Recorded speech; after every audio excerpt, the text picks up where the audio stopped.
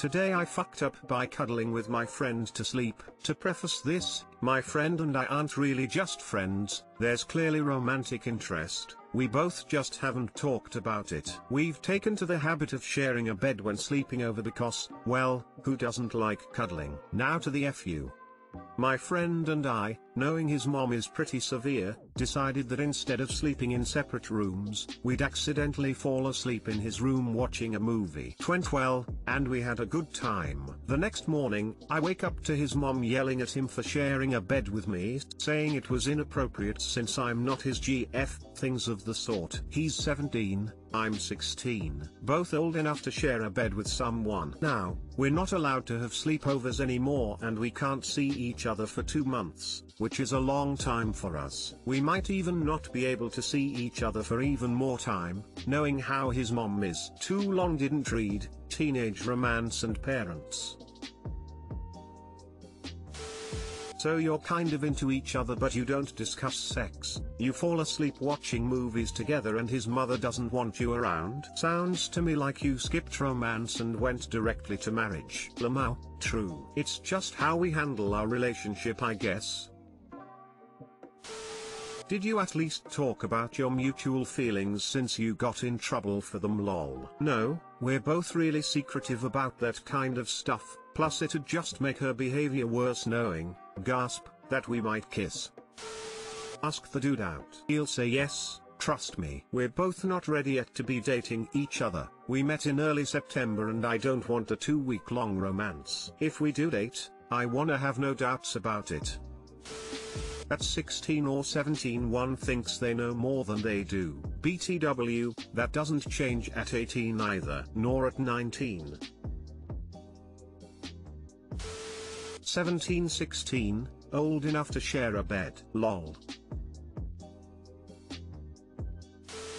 Today I fucked up by having my medication pretty much be a placebo for the last 10 years. Not today, but spanning over a large portion of my life. When I was around 9, I was diagnosed with ADHD, and prescribed medication to take every day. I was originally prescribed 10 milligrams of medication to take every 4 hours, and continued with this for a few years. Around 4 years later, prescribed amount was upped by 20 milligrams, so I was to take 30 milligrams every 4 hours. I completely forgot about this new prescription, and continued taking 10 milligrams every 4 hours. Fast forward 3 years, and it was upped by 40 milligrams. At this point, I was supposed to be taking 70 milligrams every 4 hours. Once again, I completely forgot this and took 10 milligrams every 4 hours. Fast forward another 3 years, and it is the 13th of November 2020. I went for a doctor's appointment, where my medication was upped by a further 30 milligrams. At this point, upon hearing I should take 100 milligrams, I realized I had been taking only 10 milligrams. This volume of medication, in my 9-year-old body, made a huge effect on myself, and helped me concentrate brilliantly. 10 milligrams of medication in my now grown-up body does virtually nothing,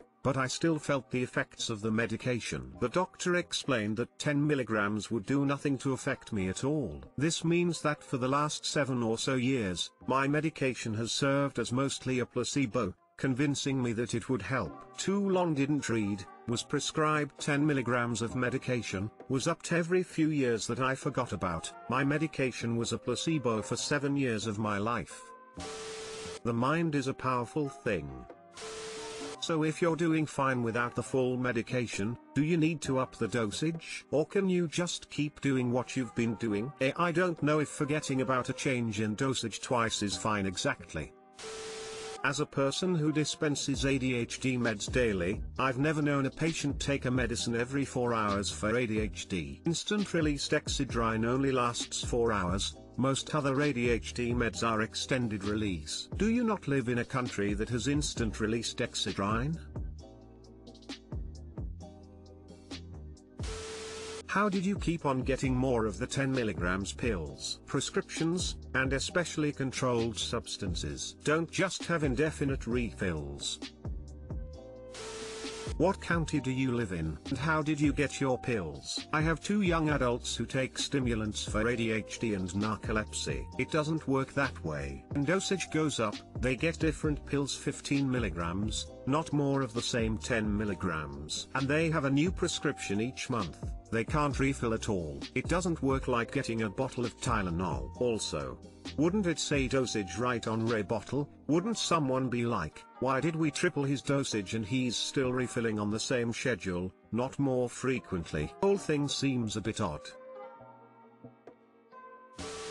Today I fucked up by trying to be a good dad. So this just happened 10 minutes ago. My daughter was hungry and wanted some chicken nuggets. I grabbed them from the freezer and stuck them on a plate to microwave. Then, me being the amazing father that I am, I decided they taste better in the oven. So I cranked the oven up to 400 degrees and popped those puppies in without preheating. That's how I roll sometimes. 10 minutes later I smell a foul burning odor from the oven. I open it to find a blue goo dripping to the bottom of the oven and 5 chicken nuggies, cooked to perfection, sitting on top of the oven grates. I never took the chicken nuggets off the plate when I decided to bake them rather than use the microwave. The plate was plastic. My 6-week-old oven is covered in melted plastic and we're out of chicken nuggets. I'm tired. Too long didn't read. Baked chicken nuggets in my new oven on a plastic plate. Edit. I'd like to add that last week I hooked up our new washer. We just got a new house, and thought we got a dud because the clothes were dry at the end of the cycle. While I had connected the hoses properly, I never turned them on. Moving is hard on the brain.